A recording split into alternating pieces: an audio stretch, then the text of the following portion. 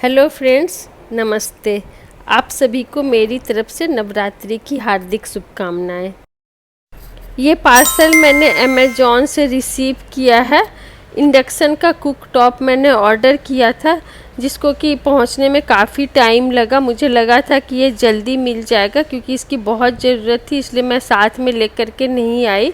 और यहाँ पर पहुंचने के बाद मुझे पता चला कि अभी तक मेरा पार्सल पहुंचा नहीं है। काफ़ी वेट करने के बाद इसको मैंने रिसीव किया, और क्योंकि इसकी बहुत ज़रूरत है अभी, क्योंकि चाय वगैरह छोटे छोटे जो होते हैं इस तरह के चीज़ बना करके आराम से इस पे पिया जा सकता है। इस समय ज़्यादा चाय और जैसे साबूदाना ये सब, मैं नवरात्रि का व्रत रखी हूँ तो वो सब चाहिए होता है मुझे। और इसको आने में टाइम लगा तो बहुत ही थोड़ी सी दिक्कत हुई मुझे। और अब इसको मैंने निकाल लिया। सबसे पहले निकाल करके मैं चेक करूँगी कि ये पूरा आइटम सही है क्या नहीं, क्योंकि इस तरह के आइटम जो हम सेल में लेते हैं तो थोड़ा बहुत डैमेज रहता ही है। तो जिसे हम नज़रअंदाज कर सकते हैं वो तो डैमेज के साथ, अगर मैंने सेल में लिया है तो उतना तो मान के मैं चलती हूँ कि सेल में मिला है तो कुछ ना कुछ थोड़ा बहुत दाग वगैरह है तो चल जाता है, लेकिन टूटा फूटा नहीं होना चाहिए, काम करना चाहिए और विजिबल नहीं होता है तो बिल्कुल ही कोई दिक्कत नहीं होती है मुझे। लेकिन इसमें पूरा ही मुझे विजिबल दिख रहा है अच्छे से। तो सबसे पहले मुझे तो लगा कि ये कोई दाग ही लगा हुआ है, लेकिन जैसे ही मैंने इसे टच किया तो ये तो क्रैक निकला पूरा, यहाँ से वहाँ बहुत ही बड़ा क्रैक है। मतलब एक छोर से दूसरी छोर तक पूरा ही क्रैक है। और ये से चलाना भी मैंने ठीक नहीं समझा, क्योंकि ये वर्क भी नहीं करेगा और जब क्रैक है तो वापस तो करना ही है। तो अब मुझे लगा कि इसे तो रिटर्न में ही डालना पड़ेगा, तो इसे वापस से उसी तरह से मैंने पैक कर दिया। जब हमें किसी सामान की ज़रूरत होती है और वो लेट से पहुंचता है और जब हम उसे अनपैक करते हैं तो इस तरह से डैमेज निकलता है तो बहुत डिसअपॉइंटेड होती है, लेकिन हम कुछ कर नहीं सकते। अब तो इसे वापस से मैंने डब्बे में डाल दिया और अब सोच रही हूँ कि जैसे ही रिटर्न एक्सेप्ट होगा तो इसी तरह का दूसरा ऑर्डर कर लेंगे, क्योंकि कई बार कुछ सामान ऐसे होते हैं जो रिप्लेस होता है, रिटर्न नहीं होता है। अब इसे रिप्लेस में अगर डालते हैं तो काफ़ी टाइम लगेगा, लेकिन ये रिटर्न एक्सेप्ट हो गया। और दूसरा जो ऑर्डर किया ब्लिंकिट से सेम आइटम, वो आधे घंटे के अंदर पहुंच गया। अब इसको भी सबसे पहले अनपैक कर दूँगी, क्योंकि देख लूँगी कि इसमें ठीक है कि नहीं सामान। तो इसके 4 फीचर्स पहले मैंने चेक किए, जो कि इस तरह से है। इंडियन मेनू ऑप्शन है पहला, तो जो कि हम इंडियन खाना आराम से इसमें बना सकते हैं, जैसे कि कुकर में राइस, दाल प्रेशर कुकर में भी हम बना सकते हैं, इडली वगैरह बना सकते हैं इसमें। चपाती भी बना सकते हैं, लेकिन चपाती में मुझे थोड़ा लग रहा है कि तवे पे ही फुलाना पड़ेगा। लिखा है इसके अंदर कि चपाती भी बना सकते हैं। और दूसरा जो है एंटी मैग्नेटिक वॉल है, इसमें मैग्नेट काम नहीं करेगा। और तीसरा टाइमर विथ यूज़र प्रीसेट है, जो कि हम टाइमर सेट करके कोई भी खाना इस पर रख दें तो वो बन जाएगा और फिर अपने आप बंद हो जाएगा, ऑफ हो जाएगा। और चौथा जो है ऑटोमेटिक वोल्टेज रेगुलेटर है, मतलब वोल्टेज के अप डाउन से इस पर कोई फ़र्क नहीं पड़ेगा। तो इस तरह से इसके चारों फीचर्स दिए हुए हैं। और फिर अच्छे से मैंने इसको चेक कर लिया, ये बिल्कुल डैमेज नहीं है, सही है ये आइटम। और इसका जो वायर है वो 1 मीटर से थोड़ा बड़ा है। जब हम इसे लगाएंगे तो ये नीचे प्लग है तो वो लग के ऊपर वायर नहीं आएगा, ऊपर ही वायर होगा, मतलब प्लग होगा और ऊपर ही इसे हम रख सकते हैं टेबल वगैरह पर, तभी ये अच्छे से लगेगा। अब इसके सारे फीचर्स इस तरह से इसमें दिए हुए हैं, जो कि मैं इसे प्लग करूँगी फिर दिखाऊँगी।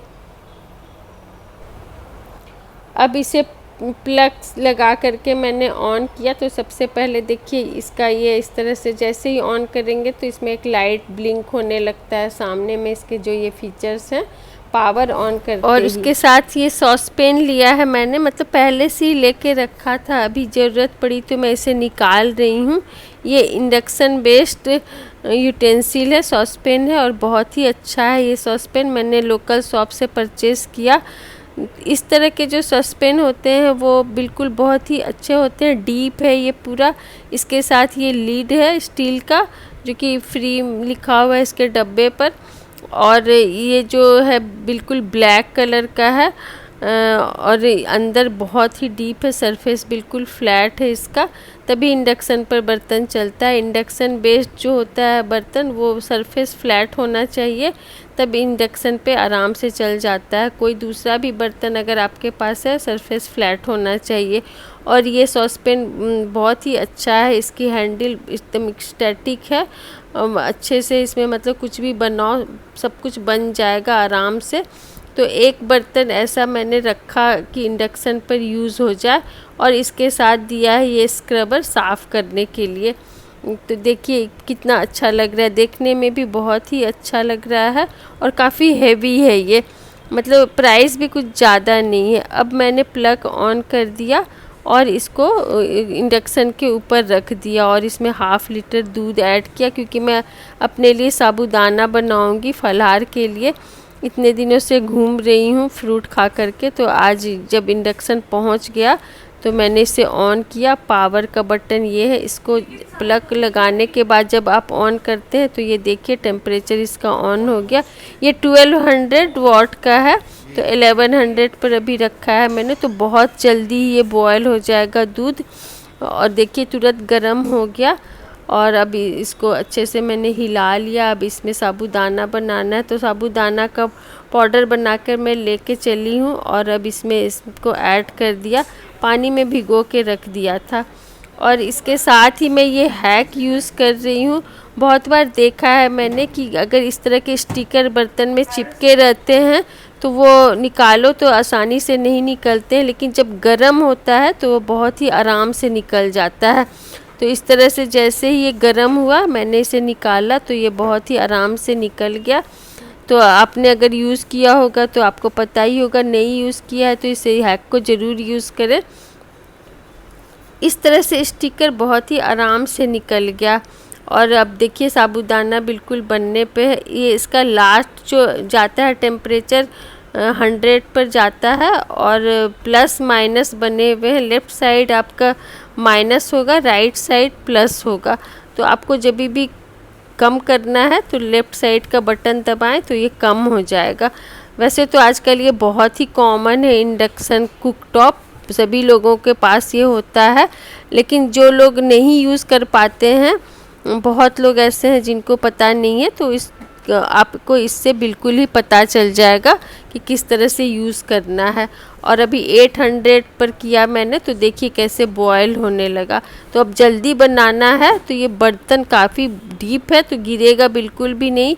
अगर आप छोटा बर्तन लेंगे और टेम्परेचर हाई कर देंगे, क्वांटिटी आपकी मतलब थोड़ा कम भी होगा तो वो उबल के गिर जाता है। अक्सर चाय कुकटॉप पे गिर जाता है तो गंदा हो जाता है, तो हम उसे साफ़ कर देते हैं, लेकिन इंडक्शन पर बार बार गिरने से इंडक्शन ख़राब होने का भी डर रहता है। इसलिए आप ऐसे डीप बर्तन लें ताकि कुकटॉप पर ना गिरे। और इसमें बिल्कुल साफ साफ इंस्ट्रक्शन दिया है कि आप जो लाइन बने हुए हैं उसके अंदर ही, मतलब सर्कल बना हुआ है उसी के अंदर रखें बर्तन को। गर्म बर्तन बिल्कुल भी बाहर के सरफेस पर ना रखें, नहीं तो वो ख़राब हो जाएगा। और अब पावर का बटन ऑफ़ कर दिया, स्विच ऑफ नहीं किया है, तभी भी ये ब्लिंक कर रहा है, एक आवाज़ आएगी। जब वो आवाज़ बंद हो जाएगा तब भी हम इसका स्विच ऑफ करेंगे। देखिए अभी तक ये ब्लिंक कर रहा है और एक आवाज़ थोड़ी थोड़ी आती है इससे। तो ये इस तरह से जब तक ब्लिंक करता रहेगा और आवाज़ आती रहेगी। और अब आवाज़ बंद हो गई तो मैंने स्विच ऑफ कर दिया, तो ये ब्लिंक करना बंद कर दिया। इस तरह से ये इंडक्शन कुकटॉप पर मैंने आज साबूदाना बनाया। Thank you friends.